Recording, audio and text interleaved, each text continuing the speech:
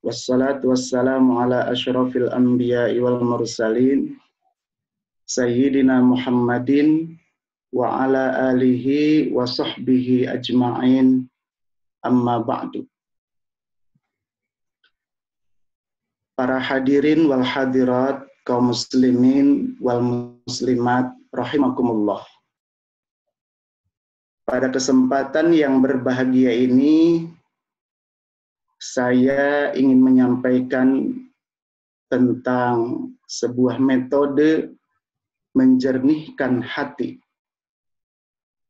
Mengapa kita perlu untuk menjernihkan hati?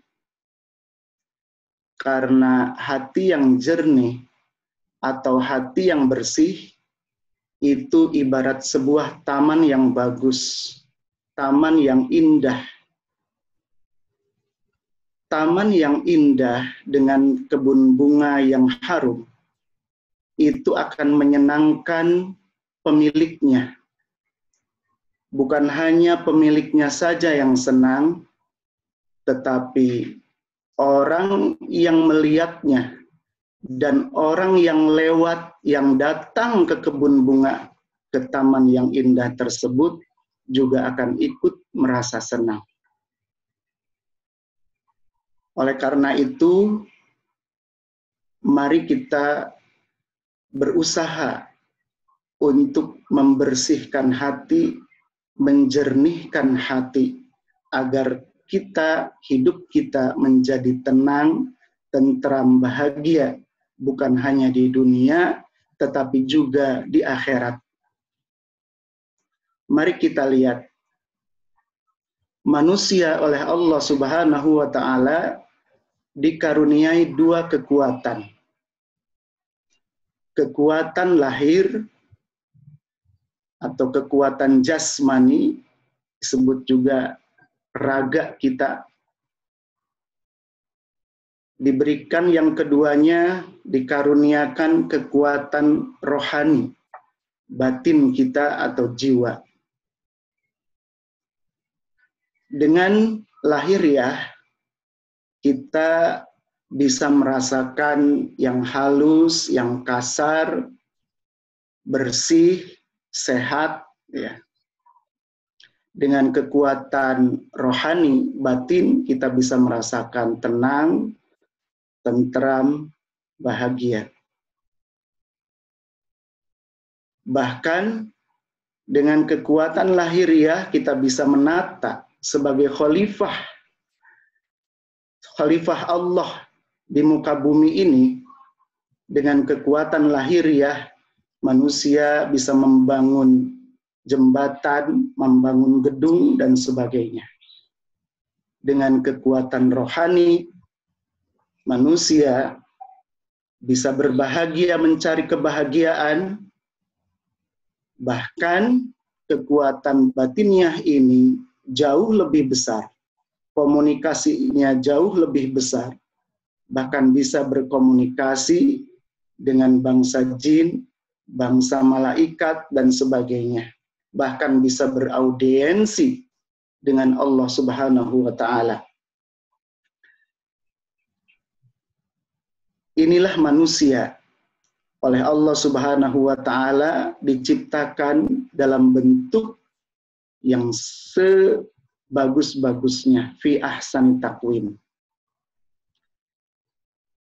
Dua kekuatan ini tidak dikaruniakan kepada selain manusia.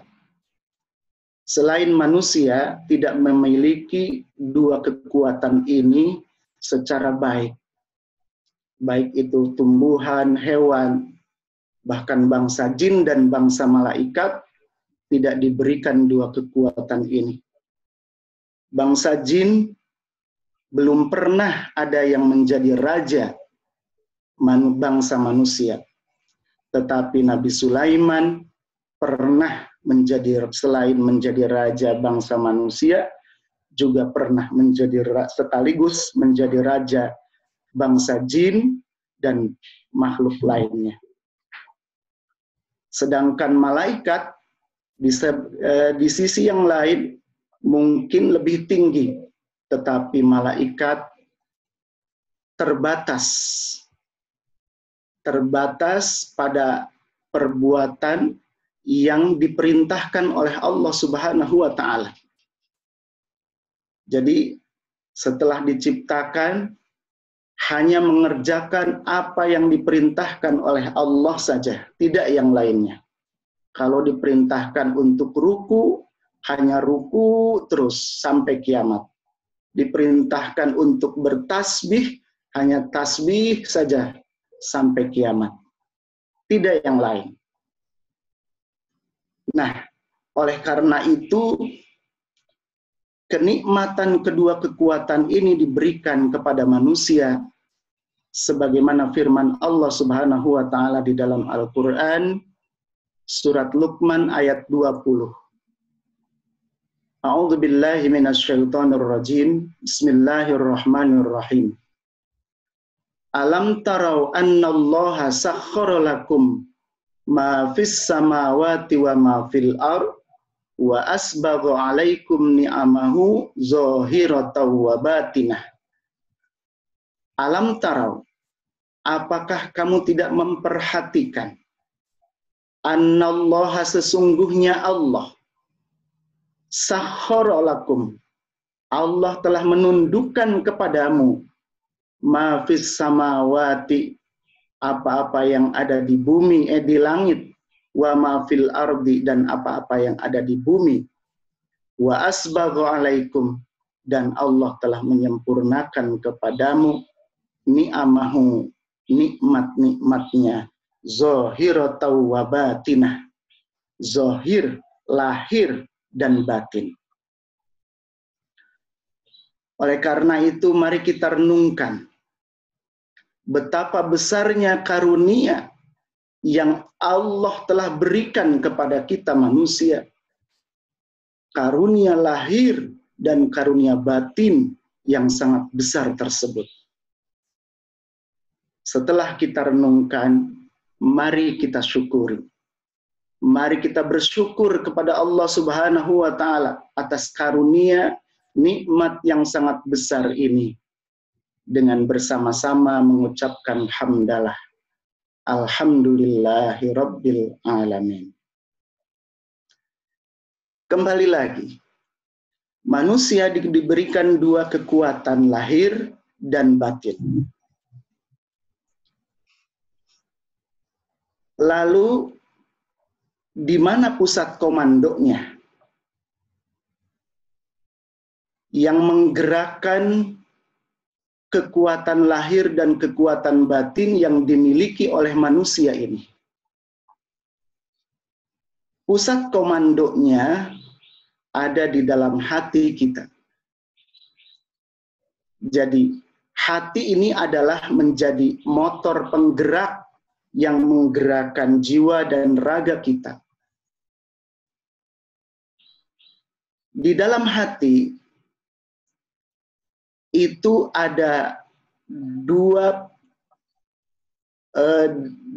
partai, ada dua dewan yang saling berebut kekuasaan. Yang pertama dewan kebaikan, dan yang kedua adalah dewan kejahatan. Kedua dewan ini saling berebut, memperebutkan kekuasaan di dalam hati. Karena siapa yang menguasai hati manusia, maka dialah yang akan menggerakkan, yang akan bisa menggerakkan jiwa dan raga manusia tersebut. Kalau yang berkuasa adalah dewan kejahatan,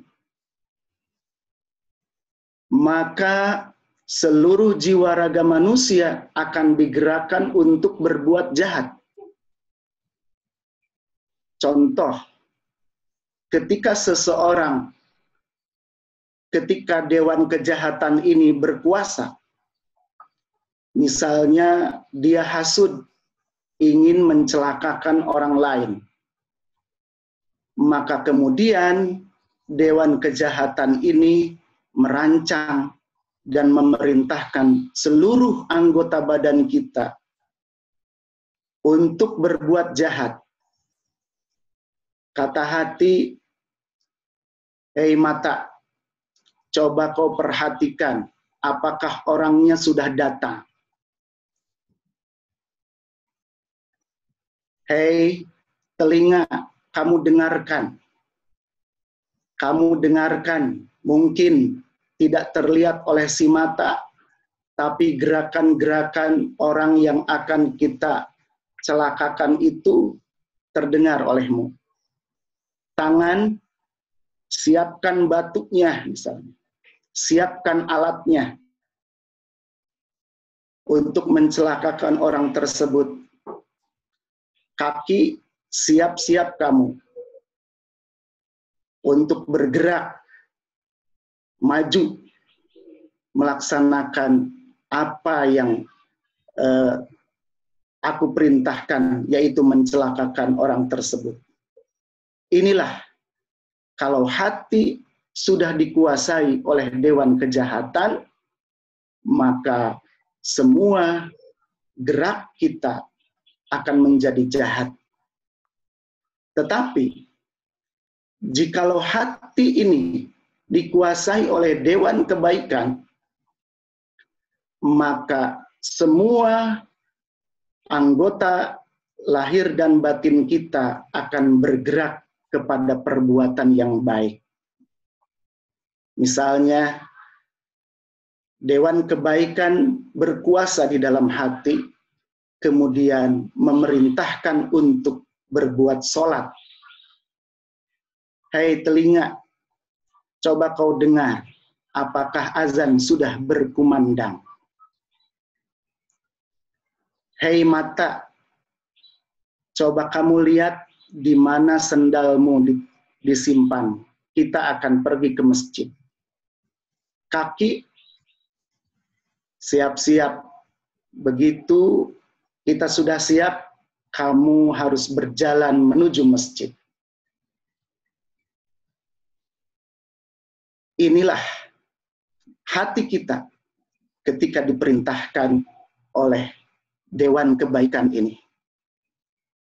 Lalu di mana ilmu pengetahuan atau pikiran?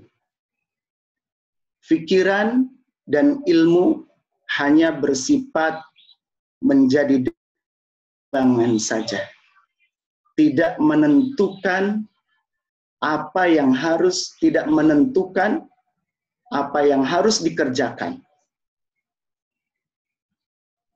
Pikiran hanya menjadi dewan pertimbangan. Sehingga ketika hati dikuasai oleh dewan kejahatan, itu pikiran tidak bisa menentukan dan tidak bisa mengalahkan. Hanya mempertimbangkan saja, memberi masukan, ini baik, ini buruk, ini benar, ini salah. Itulah dewan pertimbangan. Buktinya ketika seseorang tahu bahwa yang ini baik, yang ini buruk, yang ini benar, yang ini salah, tetapi pada kenyataannya banyak orang yang salah malah dikerjakan, ya, yang salah malah dikerjakan, yang benar malah ditinggalkan. Yang baik diabaikan, yang buruk malah diikuti. Inilah ilmu pengetahuan. Bertindak hanya sebagai dewan pertimbangan. Sesuai dengan sabda Rasulullah Shallallahu Alaihi Wasallam, Inna fil jasadi lamudghatan, idza salahat salahal jasadu kulluh, wa idza fasadat fasadal jasadu kulluh, ala wahiyal qalbu. Sesungguhnya di dalam jasad manusia, di dalam diri manusia, itu ada segumpal daging. Apabila baik, segumpal daging tersebut, maka baiklah seluruh jasad manusia. Wa idza fasadat, dan apabila segumpal daging tersebut rusak, fasadal jasadu kulluh, maka rusaklah seluruh jasad manusia tersebut. Ala wahyal qalbu, segumpal daging tersebut adalah hati. Jadi apabila hatinya baik, dikuasai oleh kebaikan, maka baiklah seluruh jasad manusia. Tetapi apabila hatinya rusak, dikuasai oleh dewan kejahatan, maka rusaklah seluruh jasad manusia, perbuatannya menjadi rusak dan sebagainya. Ala wahyal qalbu, ketahuilah bahwa segumpal daging tersebut adalah hati. Kembali lagi ke sini, bahwa di dalam hati ada dua dewan yang saling berusaha untuk menguasai hati, yaitu dewan kebaikan dan dewan kejahatan.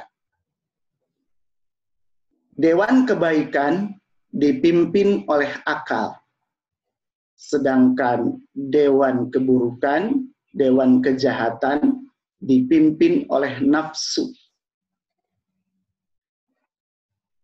Ketika dewan kebaikan berkuasa, maka nafsu akan ditundukkan, sehingga nafsu pun, keinginan pun akan diarahkan untuk berbuat baik. Tetapi ketika dewan kejahatan berkuasa, nafsu berkuasa, maka akal akan tunduk, akal tidak berkutik, akal akan mencari jalan untuk menyesuaikan apa yang menjadi keinginan hawa nafsu. Nafsu itu didorong, diojok-ojok oleh setan, sedangkan akal dibimbing oleh hidayah. Nah, apa hubungan hidayah dengan ilmu atau dewan pertimbangan? Hubungan ilmu dengan hidayah, sebagaimana sabda Rasulullah Shallallahu Alaihi Wasallam, Rasulullah SAW bersabda, "Manizdada ilman, walam yazdad hudan, lam yazdad minallahi illa bu'dan." Barang siapa yang bertambah ilmunya, walam yazdad hudan, tetapi tidak bertambah hidayahnya, lam yazdad minallahi illa bu'dan, maka tidak akan bertambah selain bertambah jauh dari Allah Subhanahu wa Ta'ala. Semakin bertambah ilmunya, tapi tidak bertambah hidayahnya, maka orang tersebut bukan semakin dekat kepada Allah, justru akan menjadi semakin jauh dari Allah Subhanahu wa Ta'ala. Kenapa? Karena kalau hidayahnya tidak bertambah, maka ilmunya akan dikuasai oleh hawa nafsunya. Kalau ilmunya bertambah, tetapi tidak bertambah hidayahnya, maka yang berkuasa adalah hawa nafsunya. Oleh karena itu, penambahan ilmu harus diiringi dengan penambahan hidayah, agar bisa semakin dekat kepada Allah Subhanahu wa Ta'ala. Lalu, apakah hidayah ini bisa diusahakan? Jawabannya adalah bisa. Hidayah bisa diusahakan. Sebagaimana firman Allah Subhanahu wa Ta'ala di dalam Al-Quran, surat Al-Ankabut ayat 69. A'udzu billahi minasyaitonir rajim. Bismillahirrahmanirrahim. walladzina jahadu fina lanahdiyannahum subulana. Dan orang-orang yang berjihad untuk mencari keridhaan kami, firman Allah, orang-orang yang berjihad fina di dalam mencari keridhaan kami, lanahdiyannahum subulana, maka kepada orang-orang tersebut akan kami tunjukkan jalan-jalan kami. Jalan-jalan menuju Allah Subhanahu wa ta'ala. Hidayah dari Allah akan diberikan kepada orang yang berjihad. Berjihad di sini artinya bersungguh-sungguh, berusaha mencari keridhaan Allah, berusaha menuju kepada Allah untuk memohon hidayahnya. Jadi bersungguh-sungguh memohon kepada Allah, berjihad, ini bisa dinamakan juga mujahadah. Jadi perbuatan berjihad bersungguh-sungguh menuju mencari keridhaan Allah Subhanahu wa ta'ala ini diistilahkan dengan mujahadah. Bagaimana meraih hidayah dengan mujahadah? Hubungan hidayah dengan mujahadah. Imam Ghazali rahimahullahu ta'ala telah berkata, al-mujahadatu miftahul hidayah, la miftahalaha siwaha. Mujahadah adalah kuncinya hidayah. Tidak ada kunci untuk memperoleh hidayah kecuali dengan mujahadah. Mujahadah di sini bersungguh-sungguh memohon kepada Allah Subhanahu wa ta'ala. Bersungguh-sungguh memohon itu artinya bersungguh-sungguh berdoa. Memohon kepada Allah ini artinya adalah doa. Rasulullah SAW bersabda, ad-du'a'u silahul mu'minin. Doa adalah senjatanya orang-orang mukmin. Senjata di sini artinya adalah alat. Alat untuk berjihad. Berjihad apa? Berjihad mencari keridhaan Allah Subhanahu wa ta'ala atau mujahadah. Jadi, dengan memanjatkan doa, doa yang dipanjatkan dengan sungguh-sungguh, inilah yang dinamakan mujahadah. Mujahadah untuk apa? Untuk membuka kunci hidayah. Kunci untuk mendapatkan hidayah dari Allah Subhanahu wa ta'ala. Nah, para hadirin sekalian, banyak orang yang berdoa. Banyak orang yang berdoa memohon kepada Allah Subhanahu wa ta'ala, tetapi tidak akan bisa membuka kunci hidayah kecuali doanya dengan mujahadah, dengan sungguh-sungguh. Karena hidayah tidak akan bisa dibuka selain dengan mujahadah. Kita harus sungguh-sungguh. Doanya, doa apa saja. Doa apa saja terutama yang diajarkan oleh Rasulullah SAW.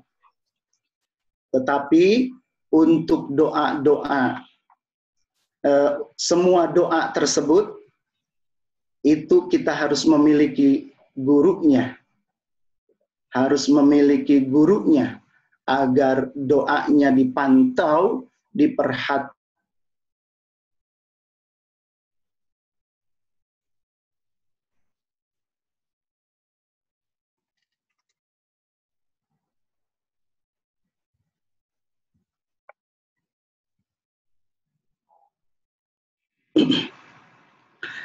Banyak orang yang berdoa tetapi tidak bisa membuka kunci hidayah. Kenapa? Karena doanya tidak dipanjatkan dengan sungguh-sungguh. Tidak dipanjatkan dengan mujahadah. Karena tidak ada yang bisa membuka kunci hidayah selain dengan mujahadah. Oleh karena itu, di dalam berdoa yang untuk membuka hidayah, kita harus betul-betul bermujahadah. Doanya doa apa? Doa apa saja yang diajarkan oleh Rasulullah Sallallahu Alaihi Wasallam. Doa apa saja yang baik. Tetapi kalau doa yang dipanjatkan untuk membuka kunci hidayah, sebaiknya memiliki guru. Kenapa? Karena doa yang akan dipanjatkan untuk mujahadah membuka kunci hidayah itu harus betul-betul diperhatikan redaksinya oleh guru. Harus betul-betul diperhatikan sikapnya dan sebagainya, supaya mujahadahnya bisa membuka kunci hidayah. Tetapi para ulama ahli sufi menyarankan bagi yang sulit mendapatkan guru yang betul-betul bisa membimbing mujahadah untuk membuka kunci hidayah, ada doa solawat.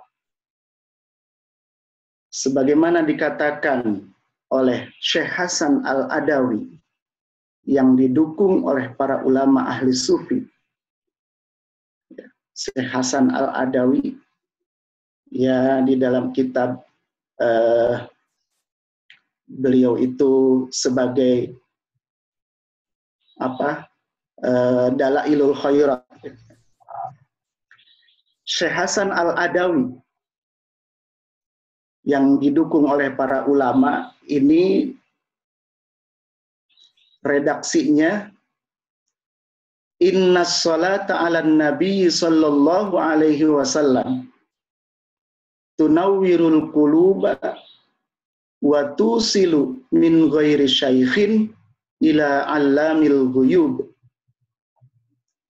Sesungguhnya membaca salawat kepada Nabi sallallahu alaihi wasallam tunawwirul qulub, itu bisa menerangi hati, wa tusilu min ghairi syaikhin, dan bisa mengusulkan tanpa guru kepada zat yang maha mengetahui perkara gaib, yaitu kepada Allah Subhanahu wa ta'ala. Jadi doa sholawat itu bisa menerangi hati, membersihkan hati, bisa menjernihkan hati apabila dipanjatkan dengan sungguh-sungguh, dengan mujahadah, dan bisa mengusulkan seseorang tanpa guru. Jadi walaupun tanpa guru itu bisa usul kepada Allah Subhanahu wa ta'ala, apalagi kalau sholawatnya ini memiliki guru. Itulah sholawat, keistimewaan sholawat. Oleh karena itu, jikalau sulit menemukan guru untuk mencapai hidayah, maka perbanyaklah membaca sholawat kepada Rasulullah Sallallahu Alaihi Wasallam, sebab sholawat kepada Rasulullah SAW itu gurunya bisa langsung oleh Rasulullah Sallallahu Alaihi Wasallam diusulkan ke hadirat Allah Subhanahu wa ta'ala. Para hadirin kaum muslimin wal muslimat rahimakumullah, sebagai kesimpulannya adalah doa bisa digunakan untuk mencapai hidayah dengan mujahadah. Dan hidayah ini bisa membimbing akal kita, untuk menjadi penguasa di dalam hati kita, agar hati kita bisa bergerak di jalan yang diridhoi oleh Allah Subhanahu wa ta'ala. Hati yang sudah dibimbing oleh hidayah, maka seluruh gerakannya akan sesuai dengan apa yang diperintahkan oleh Allah Subhanahu wa ta'ala dan menghindari apa yang dilarang oleh Allah Subhanahu wa ta'ala. Jika hati yang demikian, maka itulah hati yang bersih, hati yang jernih, hati yang tenang dan tentram, yang akan mendapatkan kebahagiaan dunia dan akhirat. Demikian yang bisa saya sampaikan. Mudah-mudahan ada manfaatnya. Hadanallahu wa iyyakum ajmain. Wassalamualaikum warahmatullahi wabarakatuh. Waalaikumsalam warahmatullahi wabarakatuh.